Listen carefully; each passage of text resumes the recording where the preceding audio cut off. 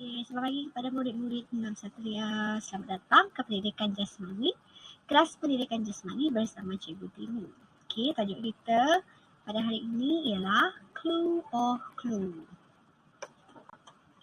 Okey, standard pembelajaran kita pada hari ini ialah 1.14.1 iaitu melakukan aktiviti pandu arah berdasarkan clue. 2.14.1 mentafsir clue pada kad maklumat semasa melakukan aktiviti pandu arah. Yang ketiga, 5.3.1 iaitu memberi kritikan membina dan menerima kritikan secara terbuka di dalam kumpulan. Jadi kriteria kejayaan kita pada hari ini, di akhir pelajaran ini, murid-murid boleh melaksanakan aktiviti pandu arah berdasarkan clue yang diberi dengan tepat. Dapat menyelesaikan clue pada kad arahan dengan betul dan bersikap terbuka semasa melaksanakan aktiviti pandu arah. Okey, murid-murid tahu apakah itu pandu arah? Aktiviti pandu arah merupakan satu proses atau aktiviti tepat menentukan kedudukan seseorang dan merancang serta mengikuti laluan. Aktiviti ini merupakan sejenis aktiviti yang memerlukan awak bergerak ke beberapa lokasi berdasarkan clue, arah mata angin, anggaran jarak serta clue-clue lain sebagai petunjuk. Clue-clue lain sebagai petunjuk ini merujuk kepada clue yang boleh kita gunakan pantun ataupun teka-teki ataupun sebagainya. Peralatan yang digunakan untuk aktiviti pandu arah terdiri daripada dua, iaitu kompas dan juga peta. Kompas digunakan untuk kita menentukan arah mata angin, manakala peta sebagai rujukan lokasi yang hendak dituju. Untuk memahirkan penggunaan kompas, anda perlu tahu arah mata angin. Berdasarkan gambar tersebut, terdapat 8 jenis arah mata angin, iaitu 4 arah mata angin utama, iaitu utara, selatan, barat dan timur, manakala 4 lagi arah mata angin tambahan, iaitu timur laut, tenggara, barat laut, barat daya.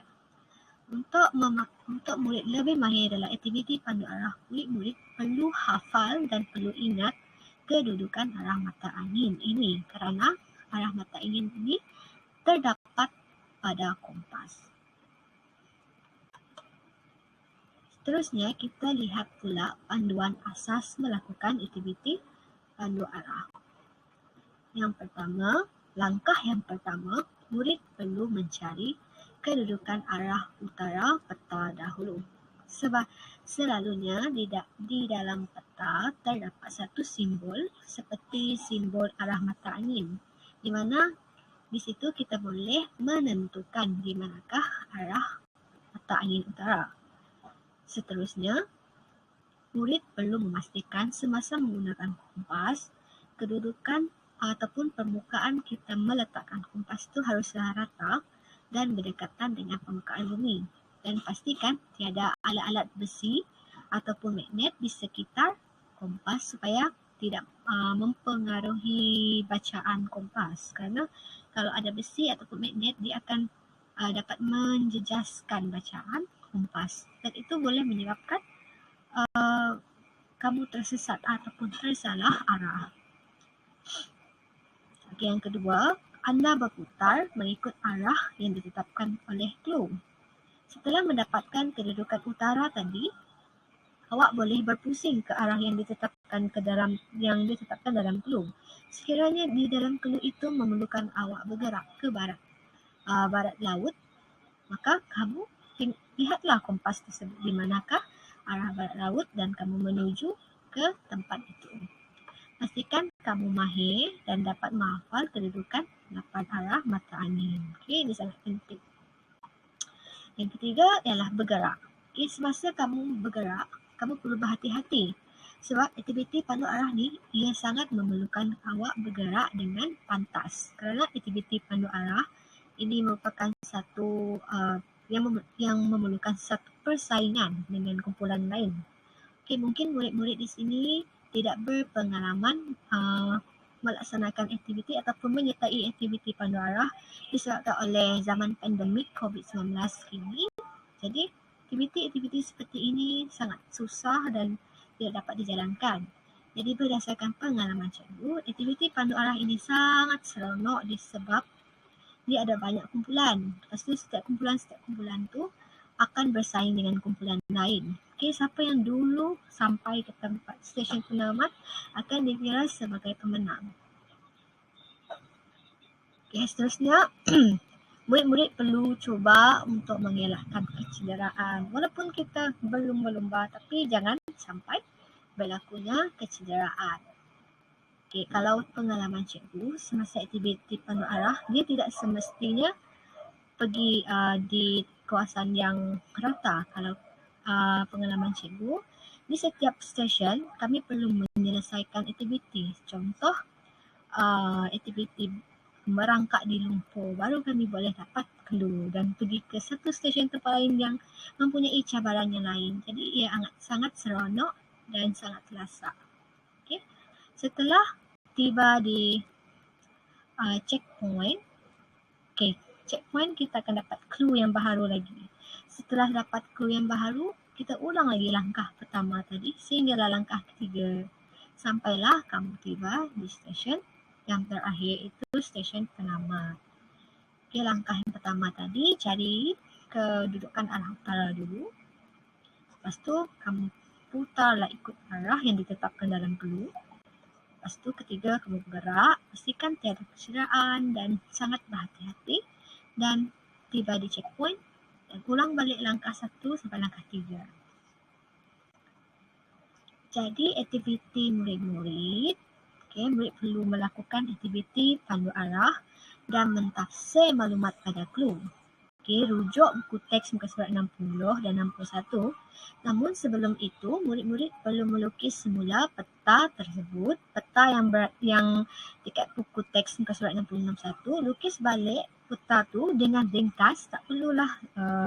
Tapi kalau murid nak buat lebih cantik pun boleh, tapi buat dengan ringkas pun boleh, mengikut aktiviti masing-masing. Lepas tu, lukis anak panah untuk menunjukkan arah berdasarkan clue yang diberikan. Okey, dekat buku teks tu dia ada clue. Kalau dia suruh kamu pergi barat daya, kamu lukis clue apa tu anak panah dia pergi mana. Okey.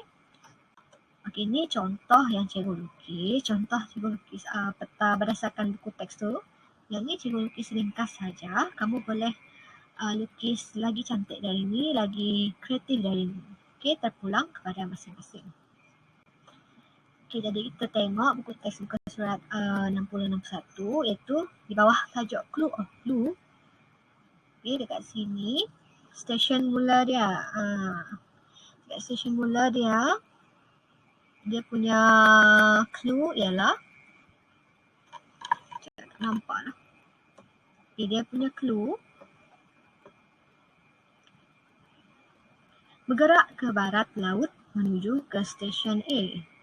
Pada anggaran jarak 150 meter, cari clue 2 berdasarkan pantun clue 1 ni. Okey, clue pertama. Pak Mat berkebun di pagi hari, bunga melati kembang menawan. Tempat yang gelap saya terangi agar yang dicari mudah ditemukan. Okey, dia suruh kamu bergerak ke barat laut. Okey. Langkah pertama apa tadi murid-murid? Okey, murid-murid perlu cari dulu di mana arah utara. Okey, arah utara. Nampak tak satu simbol apa tu dekat atas sekali yang bulat, itu ialah arah mata angin. Nampak tak? Utara menuju ke atas. Jadi utara menuju ke atas. Kalau barat laut, dia pergi ke sebelah atas kiri. Dia pergi sebelah atas kiri.